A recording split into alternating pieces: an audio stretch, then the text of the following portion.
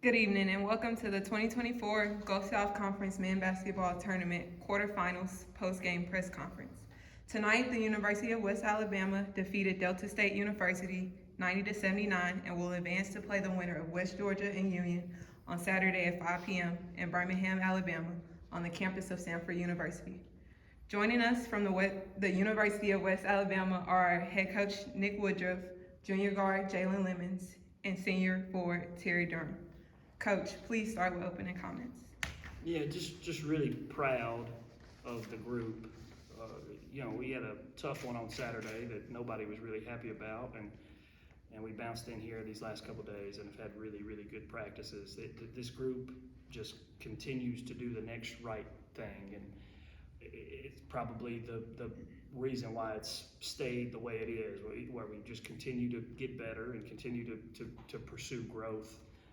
Is it perfect? By no means is it perfect. We've got to get in the film room, and those guys will be mad at me. I'll come in there tomorrow and next day and get on to them and try to find ways to get them on the edge. And it'll be easy because we gave up a bunch of points and we fouled. But at the end of the day, we're all in this thing for one mission and one goal. And if that's the way we continue, then we'll be okay. The other thing would be just what a great way to finish up. We get fortunate enough with some tiebreakers, and these guys earned the right to have a home conference tournament game. And what a way for 6 seniors that have poured their whole heart and soul into this season and a team to get one more crack at Pruitt. And that was a lot of fun in there tonight, and we really appreciate the support. You mentioned the home court advantage you guys had tonight. Got luck of the draw on that three-way tie, getting that number 4 seed coming down to the last weekend of the regular season. Despite a couple of hiccups you may have had in the regular season, you guys have been dominant at home. This senior class has been dominant at home the last couple of years.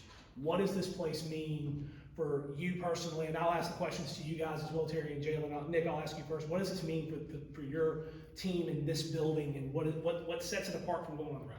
Yeah, it's number one, it's hard to win on the road anywhere in college basketball, and you see it all the time. And but just the fact that it's so small, and we get and small's not a negative term. It's a good term with this group. You get the band on top of you. We've played a lot of home games in here over the last. I've been here 10 years and been the head coach for 4 of them, and we've played a lot of home games in here over the years, and it's just been really good to us, but just having all the support. We got a bunch of community members that came out tonight. A bunch of the athletic teams. I saw football, baseball, women's basketball was in there. I think soccer was in. Like just having the support from everybody, community and athletics and the regular student body, and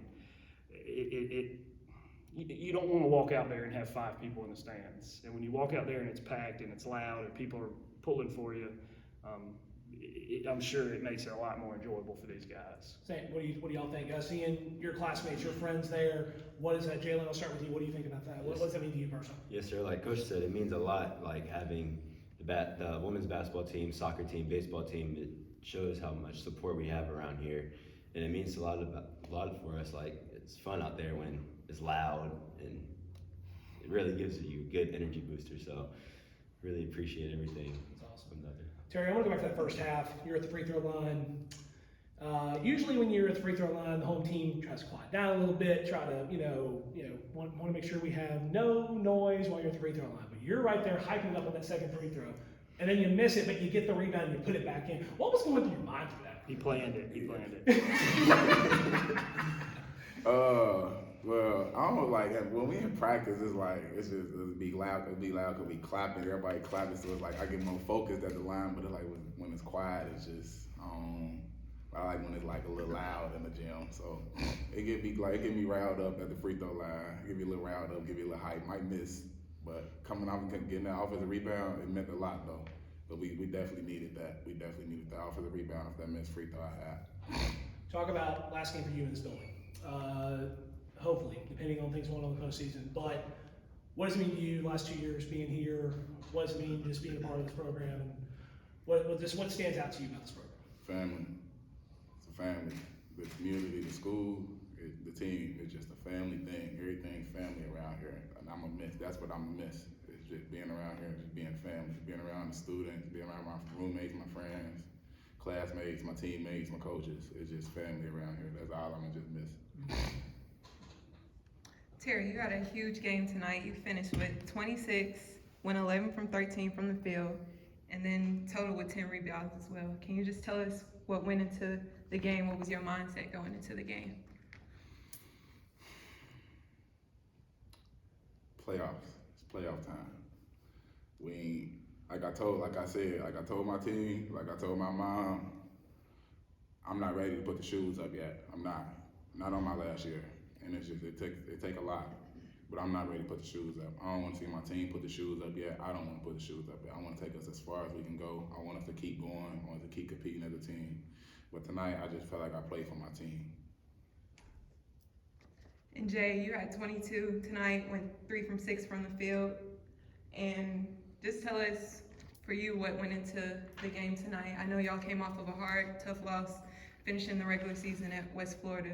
So his playoff time, like Terry said, what went into tonight's game? Well, so Saturday coming from West Florida, we had a big gut check, and you know what Terry said before, it's a family. So knowing that we have 6 seniors, I don't want to see them put the shoes up. I love these guys. I love playing with these guys. So I'm going to give them everything I can to help them keep the shoes on and try and push this thing forward.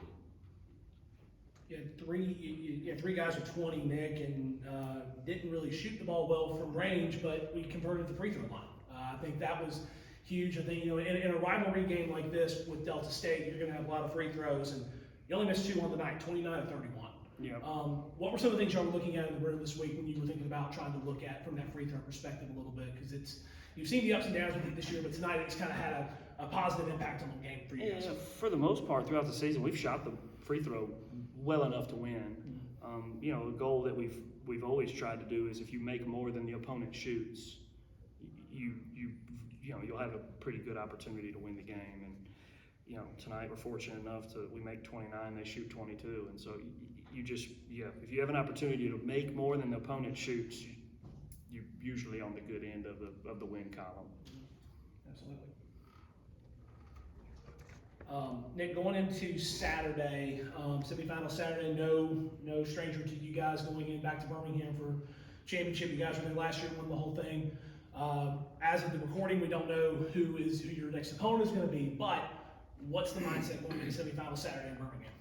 Yeah, we just keep plugging away. We'll get in the tape. We'll correct some things with our individual performances, with our guys, with team performance, some things we got to work on, and then get on who it is. And I before I walked in, West Georgia was up. I'm not sure what the final was, but just whoever it is, we'll have a plan, and the guys have their opportunity to execute the plan. And at the end of the day, my biggest goal, my biggest thing for this group is just to continue to push it along. And we are not the same team we were in December. We're a better team in areas. We have a team that can beat anybody when we're all locked in and we're all on the same page and we don't have distractions. And I keep telling these guys, we all have distractions. We all have things in our life that you get 2 hours a day, whether that's at practice or the game. You get 2 hours to get totally away from it, to get your mind away totally from whatever you may have going in your world. And those are your opportunities. And I want to, personally, being selfish, I want to continue to have those distractions. And then I'm sure these guys, want to continue to have those distractions, have those opportunities to get the distractions away. And I just keep harping on them to stay together and continue to just check your ego at the door. And when we do that, we are a pretty good ball team. Going back to Birmingham, and a majority of your core lineup, around 3 to 4 players the entire year, have championship rings. It's your first year going to Birmingham. How's that hunger feel? Like, is it just describe that desire? We're all hungry. Yeah, I'll answer it for you. He's been fed before. I'm still hungry. I'm still eating. Talk about it. Like I said, we're all hungry. We have 6 seniors, so it's just want to enjoy this ride with them And you said in the locker room whenever I was in there, it just seemed like those players were not going to let you lose this game. We've had in the past, especially 4 versus 5 against Delta State, those games have always been tough. This year, at some point, you were up by as much as 18 at one point? 18. Yeah. 18 was the highest lead. And they kept coming back, but then out of nowhere, just stopped it. Yeah, they're good. They're good. Talk about being able to pull away against a team like that, and especially in games like this. Yeah, it's just continuing to stay the course. Don't panic. Stay the course, whatever that is. You know, you just can't panic when you know they go on a run. Basketball's a game of runs, and not panicking, staying together. It may be an adjustment in the timeout. It may be an adjustment on the court that these guys have to make.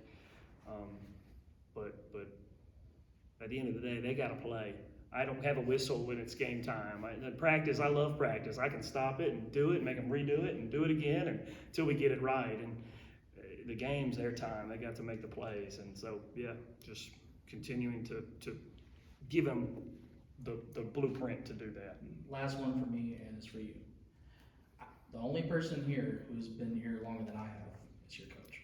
I've been covering basketball here 8 years, been going to UWA basketball for 9 years.